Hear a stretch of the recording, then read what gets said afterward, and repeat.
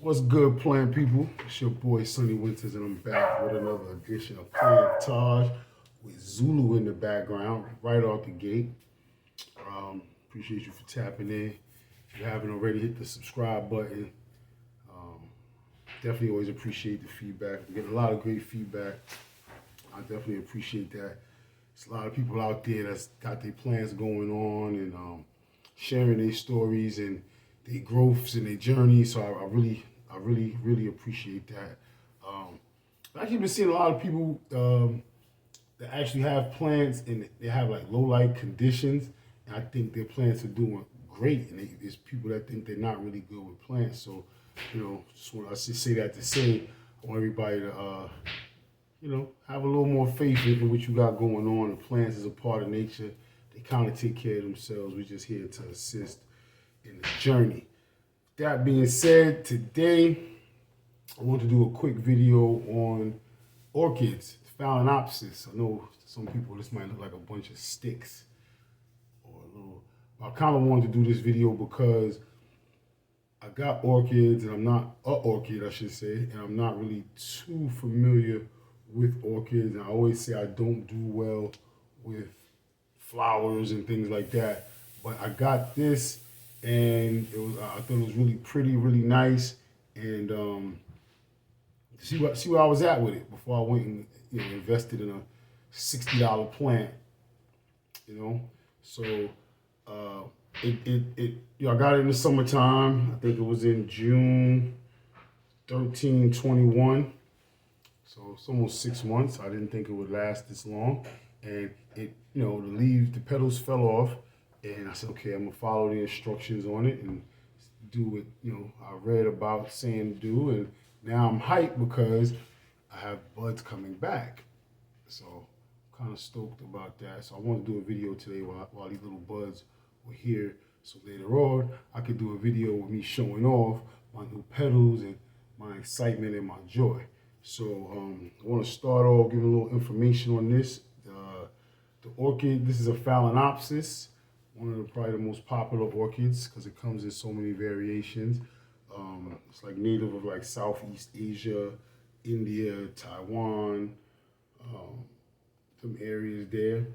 It's an epiphyte. It's probably like the epiphyte family, which means the roots grow on trees. So they grow up the side of trees, and those little grooves that we see on the trees, they grow kind of along that, and they make themselves at home without harming the tree. So they're not something that actually, it's not like a parasitic thing going on with it where it's harming the tree, but it does hang on and coexist and cohabitat with it.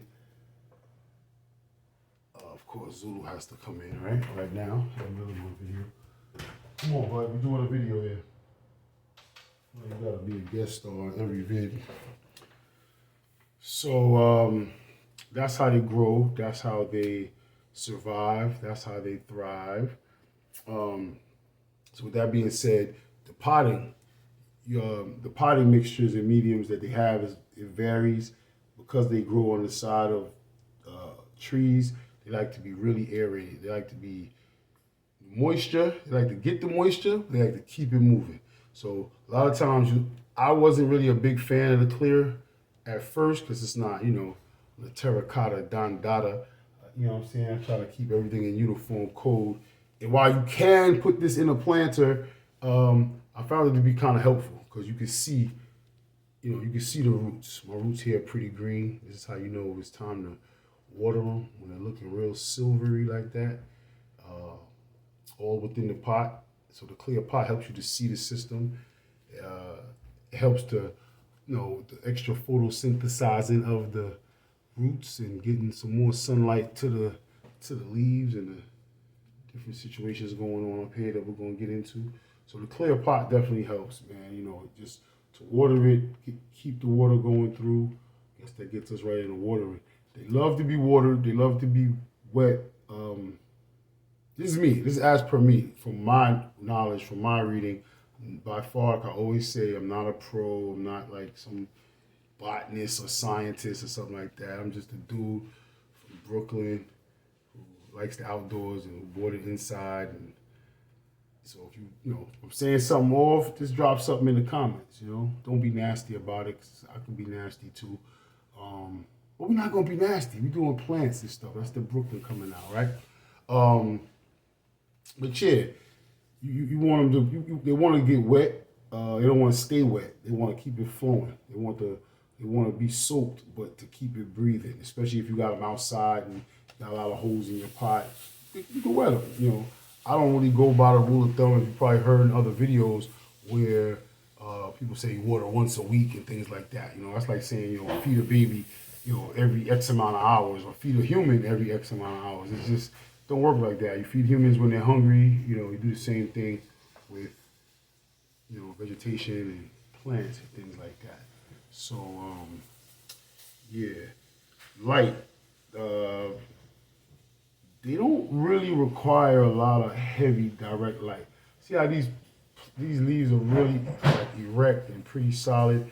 Like you find that they wilt a lot in the heat, in the direct heat. Excuse the background noise. It's a lot of just content creations going on in general. So I come out of a real space, so don't mind the background noises. They don't really require a lot of light. I think the way they grow on the sides of trees and things of that nature, they're all pretty much in the shade a lot. So I think they get a lot of light, bouncing off of other trees and leaves and absorbing in that matter. So with light, I actually keep mine outside in the summertime in a shaded area.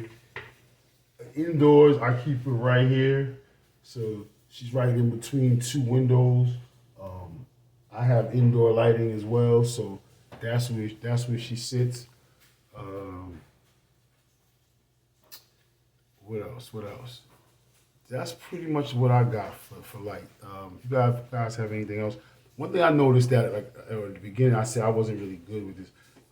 These are new leaves. Like I got these leaves. They weren't on there. This, if you can see here, this is like a 3-tier root, if that's a thing. You know what I'm saying? I don't know if that's a thing. Or if I just made that up. But it looks like a 3-tier root right there. It wasn't really out like that. So I'm really happy with the progress that this plant has made. And leaves. Another thing about leaves too, when you water this plant, and goes back with the watering too, you want to go straight to the roots. You don't want one big thing I know for a fact, and all my orchid experts could probably attest to this. You don't want the leaves to stay wet. You don't want them to get wet. They stay on the side of trees. They're epiphytes. The water just flows. They don't stay wet. They like to be wet, but they don't stay wet.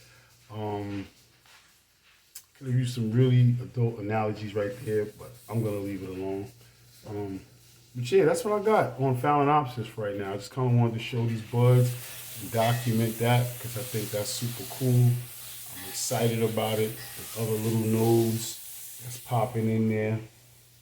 So yeah, I'm excited about that. Hope you guys are too. Appreciate you for rocking with me. Big shout out to all my people in Indonesia and India, Asia that been rocking with me. The feedback, I'm gonna get my Google Translate up, and we're gonna work on our community. Well, I'm gonna work on my communication a lot better because I definitely appreciate you guys. I appreciate everybody for tapping in. Please share this video. All right, peace.